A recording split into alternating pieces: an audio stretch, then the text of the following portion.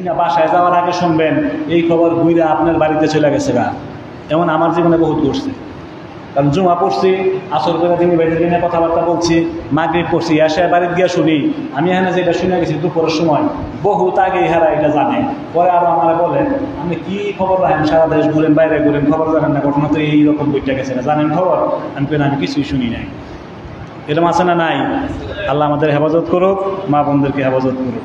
এরপরে বলছেন ফিজি দিহা হাবলুম মিন মাসাদ, তার গলায় হলো খেজুরের রশি দিয়ে কি থাকবে?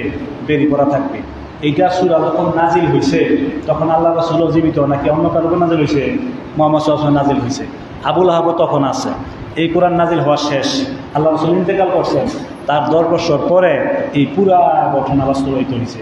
আবুল আহাব মারা গেছে, তার শরীরে পছন্দ করছে, এলাকার লোকেরা এসে বলে এত দুর্গন্ধ, আমরা তো বাড়িতে থাকতে পারি না।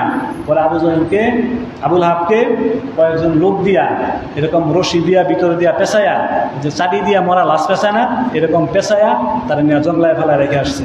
সে জীবিত, তারে জীবিত অবস্থায় শিয়াল এবং কুকুর তার দোস্ত টেনে চিরা খাইছে। পড়বেন তাফসীর ইবনে কাসির, এগুলো সব পাইবেন। তাহলে কোরআন যে সত্য, এটার একটা মহাপ্রমাণ কি? আবুল আহাবের সূরা নাজিল হয়েছে 10 বছর আগে, 10 বছর পরে এগুলো সব বাস্তবায়ন হয়েছে। এরপরে আবার দেখেন রোম বিজয় হয়েছে উমর রাদিয়াল্লাহু সময় 15 বছর পরে আল্লাহ রাসূল সাল্লাল্লাহু আলাইহি ওয়াসাল্লামের কাছে ওহী নাজিল হইল যে মুসলমানরা কি করবে? রোম বিজয় করবে। তখন হাসাহাসি করতেছে কাফেররা, দাঁড়ানোর ওই জায়গা পায় না মুসলমানরা, এরা নাকি রোম বিজয় করবে। রোম হইল তখন খুব সাম্রাজ্যশালী একটা এমন একটা রাষ্ট্র যেটা এটা নিয়ে সবাই চিন্তা ভাবনা করার মতো ক্ষমতা রাখে না। তখন বলছে এরা রোম জয় করবে। 15 বছর পরে রোম জয় হয়েছে। তাহলে কোরআনে এই কথা আসছে কত বছর আগে? 15 বছর আগে। আরও অনেক বিষয় এরকম আছে, এগুলো আমাদেরকে জানতে হবে। আল্লাহ যেন এগুলা খুঁজে বের করে জানার তৌফিক দান করে। শোনেন, এরপর আল্লাহ নিজেও একটা চ্যালেঞ্জ দিচ্ছেন। কি চ্যালেঞ্জ? লা রাইবা ফি, এর মধ্যে কোনো সন্দেহ নেই। প্রথম একেবারে শুরু করে বলছেন আলিফ লাম মিম যালিকাল কিতাব লা রাইবা ফি, এর মধ্যে কোনো সন্দেহ নাই। এ পর্যন্ত কেউ সন্দেহটা করতে পারছে? বলেন পারছে? আপনাদের দৃষ্টিতে কোনো সন্দেহ আসছে? বাইর করবেন, চেষ্টা করবেন, চেষ্টা করে দেখবেন। কারণ কি? ওই যে বলছেন আফালা তাতাদাব্বারুনাল কোরআন, এটা নিয়ে গবেষণা করবেন, তাইলে আপনি পাবেন। এটা যে পারে নাই, এটা বিভিন্ন জায়গায় আল্লাহ বলে দিয়েছেন। 2 নম্বর সূরা 23 নম্বর আয়াত, ওয়াইন কুনতুম ফি রাইবিন মিম্মা নাযালনা আলা আবদিনা ফাতু বিসূরাতিন মিন মিসলিহি ওয়াদউ শুহাদাআকুম মিন দুনিল্লাহি ইন কুনতুম সাদিকিন। আল্লাহ বলেন এটার ব্যাপারে যদি তোমাদের সন্দেহ হয় তাহলে তোমরা কি করো? এরকম একটা সূরা রচনা করে নিয়ে আসো। আল্লাহ যেরকম সূরা দিচ্ছেন, নাজিল করছেন, এরকম একটা সূরা রচনা করে নিয়ে আসো। সূরা ইউনূস 10 নম্বর সূরা 38 নম্বর আয়াত। অর্থগুলো শুধু বলি, সময় কম, অনেকগুলা কথা বলার নিয়ত ছিল, দেখি কতটুকু বলা যায়। আল্লাহ বলছেন মানুষ কি বলে যে এটি তুমি বানিয়েছ? হে মুহাম্মদ, মানুষ এটা বলে তুমি এটা বানাইছো, তাহলে তোমরা এক কাজ করো, এরকম একটা সূরা নিয়ে আসো, আর তোমাদের সঙ্গী সাথী যারা আছে তাদের সবার ডেকে আনো। আর যাদেরকে বলা হয়েছে ওই সময়ে তাদের মতো এরকম কবি এই পর্যন্ত জন্মগ্রহণ করে নাই। কথা বুঝছেন তো? কোরআনটা যখন নাজিল হয় তখন এরকম তাদের সাবা মুআল্লা ছিল, এরকম 7 জন প্রসিদ্ধ কবির কবিতা কাবাঘরের মধ্যে ঝুলাই রাখত। ওই কবিতা এখনো পর্যন্ত সিলেবাসভুক্ত, বুঝলেন নাই? নজরুল ইসলাম কবিতা লিখছে, এমন কবিতা এই পর্যন্ত পড়ে নাই। এই কবিতা মাস্টার্সে পড়ায়, পরে মাস্টাররা বলে, প্রফেসররা বলে নজরুলের এই কবিতা পড়লে নিজের কাছে একটু মানঘিন লাগে। আমরা অনার্স মাস্টার্স করা লোক, ডক্টরেট করা লোক, নজরুল কিছুই পড়ে নাই, রুটির দোকানে চাকরি করতো, তার কবিতা পড়ে জানবো একটু বাঁচে। তখন বললো কি করা যায়? বলে তার মরণোত্তর মাস্টার ডিগ্রি প্রদান করা হোক। মানে সে যে লেখাপড়া করছে, সার্টিফিকেট নাই, কিন্তু যে পড়া পড়ছে এদেশে সর্বোচ্চ লেখাপড়া করার যোগ্যতা তারে দেওয়া হোক। পরে এটা দিয়া তারপরে তারা পড়ায়। ওইখানে যে কবিতা ঝুলানো হইতো 7টা কবিতা, এই কবিতা এখনো পর্যন্ত ফাজেলে, কামেলে এবং আলেমে এগুলা সিলেবাসভুক্ত, এগুলা পড়ে আসছে। ওই সময়ে আল্লাহ তাআলা এই ঘোষণা করলেন, তারা চেষ্টা করে মাথা খাটায়া কোনো কুল কিনারা পায় নাই।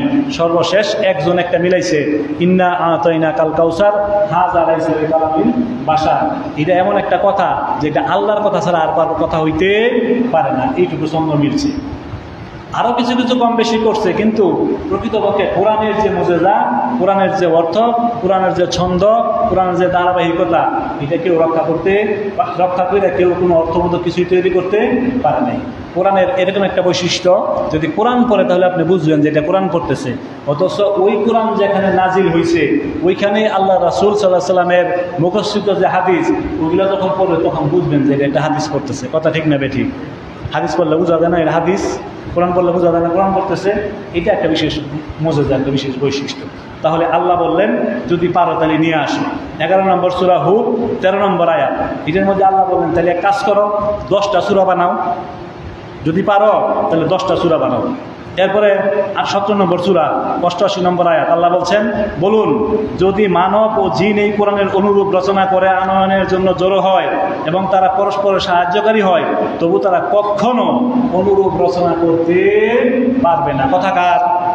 তাহলে কি সম্ভব এরকম কারো দ্বারা রচনা করা সম্ভব? কখনো সম্ভব না। তাহলে আপনি কেন কোরআনকে মানবেন না বলেন? এইভাবে খুঁজে খুঁজে কোরআনকে বিশ্লেষণ করে গবেষণা করে পড়তে হবে।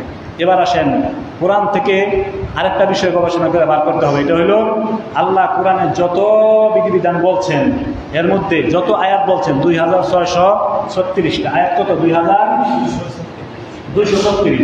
636 এর একটা বর্ণনা আছে। এই বর্ণনাটা একজন সাহাবীর বর্ণনা, আলী রাদিয়াল্লাহু তাআলা বলছেন, আর আয়েশা সিদ্দিকা বলছেন 2636, 6236। এটা এরকম হওয়ার কারণ হইল ওই সময়ে গণনার কোনো এরফের আছে, সূরা বিসমিল্লাহ সহ বলছে, সারা বলছে, এরকম হইতে পারে।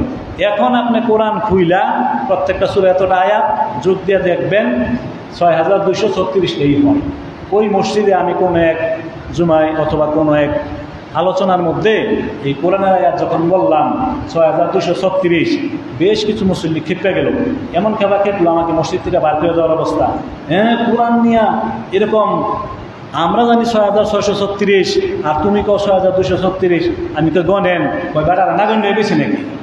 বেটারা না গণ্য হয়ে গেছে, আপনি একটু গনেন। এরপরে আমরা নিজেরা এইগুলা প্রত্যেকটা সূরার কতটা আয়াত আছে না আছে এরকম দিয়া একটা ছোটো একটা ছবি বই বের করে এটা সমাজে প্রচার করছি। পরে কয় হেরা এই ছবি বই লেখে লেখে মানুষের বিভ্রান্ত করতেছে।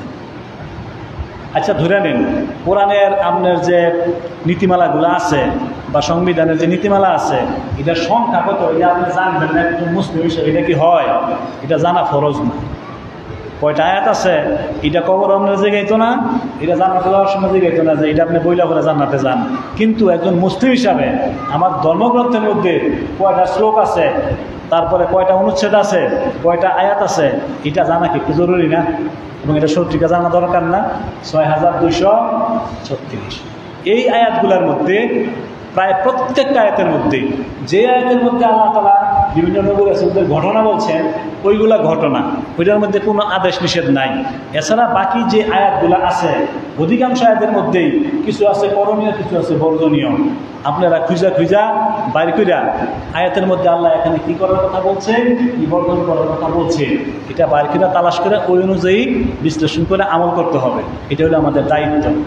দুঃখজনক কথা হলো এই, কোরআনের উপর গবেষণামূলক গ্রন্থ, আমি নিজে একজন কোরআন গবেষক হিসাবে, গবেষক তো না ছাত্র, এই হিসাবে অনেক খুঁজছি। আপনি যদি বলেন অমুকখানে গেলে এটা পাওয়া যাবে, এত টাকা লাগবে, আমি ওইটাই কিনবো। তো আমি কিনতে গিয়া অথবা তালাশ করতে গিয়ে দেখলাম দুই একটা ছোটোখাটো বই ছাড়া কোরআনের উপরে গবেষণামূলক কোনো অথেন্টিক গ্রন্থ নাই।